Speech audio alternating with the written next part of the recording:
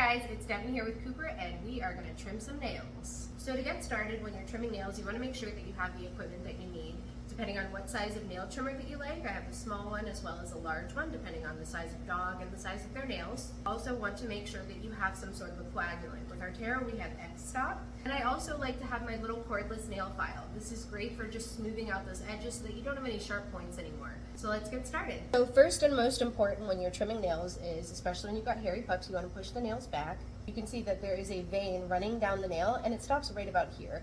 A good rule of thumb that I always use is when you have the nails extended, whatever hangs past the pad is what you want to trim, and usually you can do that safely. Now, if you do end up getting the quick, if you have a coagulant nearby like X-Stop, you're good. You'll be able to apply this directly to it and they will be perfectly fine to go, and it'll stop the bleeding and it'll heal just fine. These quicks are kind of long, so I'm just going to tip off the ends. And even here, so you see this black nail, so I'm going to do it exactly as I had before, and I'm going to trim what's hanging off past the pad. No quick. And also a good rule of thumb when you're trimming black nails is to look for a black dot in the center of that nail. That is the tip of your quick. Again, I can see the quick right in there, so I'm going to go right past the tip of it and trim it off. And I'm going to do the same thing for the rest of his feet. On the back feet, same thing. Again, these back feet usually are a little bit shorter because they get a little bit more grinding when they're running around. Best rule of thumb is to always walk your dog on pavement if you can.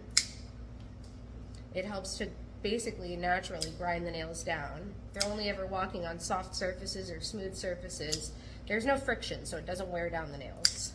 Now we can go ahead and use our cordless little nail file to smooth off those edges. This is great, especially if you have older people living in the house, children. It's just going to make sure that nobody gets hurt, nobody gets scratched, and it's really quick. Real quick, smooth. And it's so quiet, it doesn't even bother them, just smoothing it out really quickly. Quick and easy tutorial on how to trim nails and all the products and tools that you should need for it. Not complicated. Thanks so much for watching. We'll see you next time.